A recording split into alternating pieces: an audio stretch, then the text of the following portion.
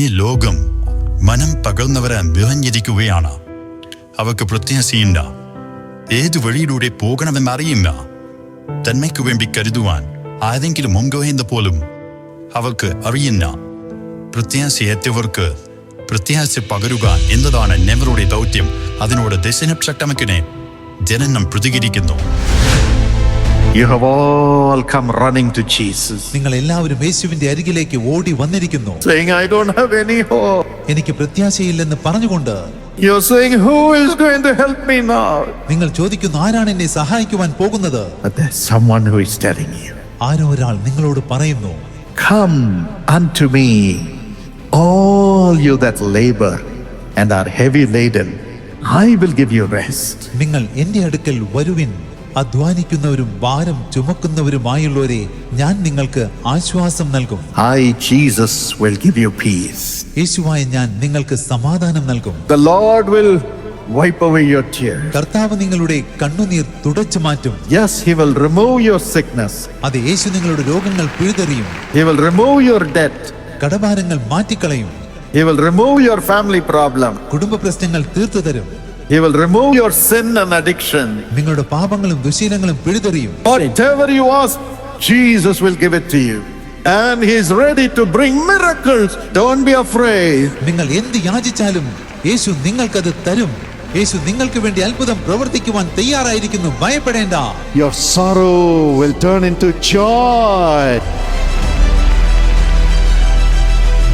സർവ്വൽക്കും പ്രത്യാശ പകരുന്ന ഈ സുവിശേഷ മഹായോഗങ്ങൾ നടക്കുമ്പോഴെല്ലാം രാഷ്ട്രീയ നേതാക്കന്മാരും സമൂഹത്തിലെ ഉന്നതരായ നേതാക്കന്മാരും മതനേതാക്കന്മാരും ഒരുമിച്ചുകൂടി ഞങ്ങളോടൊപ്പം ഉറച്ചു നിൽക്കുന്നു.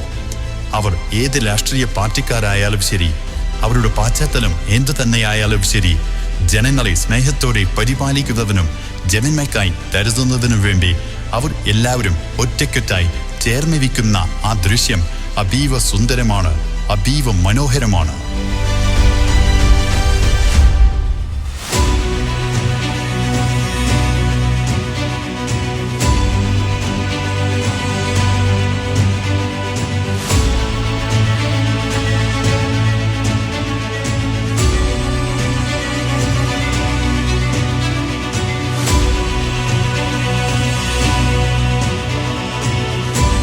അവർ വ്യത്യസ്തമായ പശ്ചാത്തലങ്ങളിൽ നിന്ന് വരുന്നവരാണെങ്കിലും, അവർ വ്യത്യസ്ത രാഷ്ട്രീയ പാർട്ടിയിലെ അംഗങ്ങളാണെങ്കിലും, ജനങ്ങൾക്കായി കരുതുന്നതിനെ അവർ ഒത്തൊരുമിച്ച് ഒരു കുടുംബമായി ഇരിക്കുന്നത് കാണേണ്ട കാഴ്ച തന്നെയാണ്.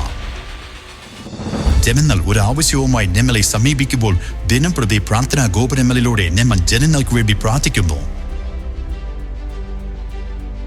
ടെലിഫോൺ പ്രാർത്ഥനാ ഗോപുരങ്ങളിലൂടെ 24 മണിക്കൂറും ഞങ്ങൾ പ്രാർത്ഥിക്കുന്നു. ഞങ്ങൾക്ക് തത്വം അയക്കുന്നവർക്ക് ഉടനടി ഞങ്ങൾ മറുപടി അയക്കുന്നു. ടെലിവിഷൻ, സോഷ്യൽ മീഡിയ എന്നീ മാധ്യമങ്ങളിലൂടെ 24 മണിക്കൂറും ഞങ്ങൾ ആത്മീയമായ പരിപാടികൾ സംപ്രേഷണം ചെയ്യുന്നു. ദൈവത്തെ ആരാധിക്കുന്നതിനു വേണ്ടി ഒരു കെട്ടിടം പണിതുയർത്താമെന്ന പ്രത്യാശ അല്പം പോലും ഇല്ലാത്ത ഗ്രാമീണനായ പാസ്റ്റർമാർക്ക് വേണ്ടി ഞങ്ങൾ പള്ളികൾ പണിതു കൊടുക്കുന്നു. ഇസ്രായേൽ പ്രാർത്ഥനാ ഗോപുരത്തിനും ന്യൂഡൽഹിയിലെ ദേശീയ പ്രാർത്ഥനാ ഗോപുരത്തിനുമായി ഞങ്ങൾ ദൈവത്തോട് നന്ദി പറയുന്നു. ദൈവഹിതപ്രകാരം പ്രവചനാത്മകമായി പ്രാർത്ഥിക്കുന്നതിന് വേണ്ടിയാണ് ഈ പ്രാർത്ഥനാ ഗോപുരങ്ങൾ സ്ഥാപിക്കപ്പെട്ടിരിക്കുന്നത്. ഇപ്രകാരം പ്രാർത്ഥിക്കുന്നതിന് പ്രാപ്തരായ ആയിരക്കണക്കിന് പുത്രന്മാരെയും പുത്രിമാരെയും വാർത്തെടുക്കുവാൻ ദൈവം ഞങ്ങളെ പ്രാപ്തനാക്കി. ദൈവത്തിന്റെ ഉദ്ദേശം നിറവേറ്റാൻ വിളിക്കപ്പെട്ടവരായ അവർ യേശുക്രിസ്തുവിന്റെ 2ാം വരവിനായി വഴിയൊരുക്കുന്നു. സീഷയുടെ മനുഷ്യോപകാരപ്രദമായ പ്രവർത്തനങ്ങളിലൂടെ ജീവിതത്തിൽ പ്രത്യാശയില്ലാതെ കഴിയുന്ന കുട്ടികൾക്ക് സേവനങ്ങൾ നൽകുന്നതിനുള്ള വാതിലുകൾ ഞങ്ങൾ തുറന്നിട്ടുണ്ട്. ഈ കുട്ടികൾ തിരസ്കരിക്കപ്പെട്ടവരാണ്. ഇവർക്ക് രക്ഷകർത്താക്കളില്ല. ജീവിതത്തിൽ ഇവരെ നേർവഴിയിലേക്ക് നയിക്കുവാൻ ഇവർക്ക് മാതാപിതാക്കൾ പോലുമില്ല. ജീവിതത്തിൽ കൈവിടപ്പെട്ട സ്ത്രീകൾക്കായി ഞങ്ങൾ കരുതുന്നു. വിധവകളും ശാരീരിക വൈകല്യമുള്ളവരും ഭിന്നശേഷിക്കാരുമായവരെ ഞങ്ങൾ സഹായിക്കുന്നു. പ്രത്യാശ നിർഭരമായ മനോഹരമായ ഒരു ഭാവി ജീവിതം കെട്ടിപ്പണിയുവാൻ ഞങ്ങൾ അവരെ പ്രാപ്തരാക്കുന്നു. അതെ, ഇത്തരം പ്രവർത്തനങ്ങളിലൂടെ അവർ ജീവിതത്തിൽ സ്വന്തം കാലിൽ നിൽക്കുവാൻ ശക്തരാകുന്നു. അതിനുള്ള കഴിവ് അവർക്ക് ലഭിക്കുന്നു. മാത്രമല്ല, അവർക്ക് സ്വയം സംരക്ഷിക്കുവാനും കുടുംബത്തെയും പ്രിയപ്പെട്ടവരെയും പരിപാലിക്കാനും സാധിക്കുന്നു. സമൂഹത്താൽ തിരസ്കരിക്കപ്പെട്ടവരെയും സമൂഹത്തിന്റെ ചൂഷണത്തിന് ഇരയാകുന്നവരെയും ഞങ്ങൾ കരം പിടിച്ചുയർത്തുന്നു. ഇതിൽ ട്രാൻസ്ജെൻഡർമാരും മദ്യപാനികളും മാനസികമായ അസ്വസ്ഥതകൾ അനുഭവിച്ച് വിഷാദത്തിന്റെ അവസ്ഥയിലേക്ക് എത്തിയവരുമുണ്ട്. കൂടാതെ ഡിസ്ലെക്സിയ അതായത് പദാന്ധത ബാധിച്ച കുട്ടികളും ഇവരുടെ കൂട്ടത്തിലുണ്ട്. അതെ, ഞങ്ങളുടെ ക്ഷേമ പരിപാടികളിലൂടെ ഞങ്ങൾ അവരെ എല്ലാവരെയും പരിചരിക്കുന്നു. പ്രകൃതി ദുരന്തത്തിൽ അകപ്പെട്ട ഭവനങ്ങൾ നഷ്ടപ്പെട്ടവരെ ഞങ്ങൾ പരിപാലിക്കുന്നു, അവർക്കായി കരുതുന്നു. തെരുവുകളിലും മരങ്ങളുടെ ചുവട്ടിലും പാർക്കുന്നവർക്ക് വേണ്ടി വീടുകൾ പണിതു കൊടുക്കുവാൻ ഞങ്ങൾക്ക് സാധിച്ചിട്ടുണ്ട്. ഇന്നവർ എല്ലാവരും സന്തോഷത്തോടെ ജീവിക്കുകയാണ്. ഇന്നവർക്ക് അടച്ചുറപ്പുള്ള വീടുകളുണ്ട്. അവർക്ക് പ്രത്യേകിച്ച് അവരുടെ പെൺമക്കൾക്ക് സുരക്ഷിത ബോധത്തോടെ ജീവിക്കുവാൻ സാധിക്കുന്നു. കൂടാതെ മക്കളെ അന്തസ്സോടെ വളർത്തി വലുതാക്കുവാൻ അവർക്ക് കഴിയുന്നു. ഞങ്ങൾ രോഗികളെ പരിചരിക്കുന്നു. തങ്ങളുടെ ആരോഗ്യ പ്രശ്നങ്ങൾക്ക് പരിഹാരം കണ്ടെത്താനാകാതെ കഷ്ടപ്പെടുന്നവരെ ഞങ്ങൾ സഹായിക്കുന്നു. നിരവധി പേർ രോഗങ്ങൾ, വേദനകൾ, ശാരീരിക വൈകല്യങ്ങൾ, ബലഹീനതകൾ എന്നിവ നിമിത്തം കഷ്ടപ്പെടുന്നു. അവരെ സഹായിക്കുവാൻ ഞങ്ങൾ എപ്പോഴും സന്നദ്ധരാണ്.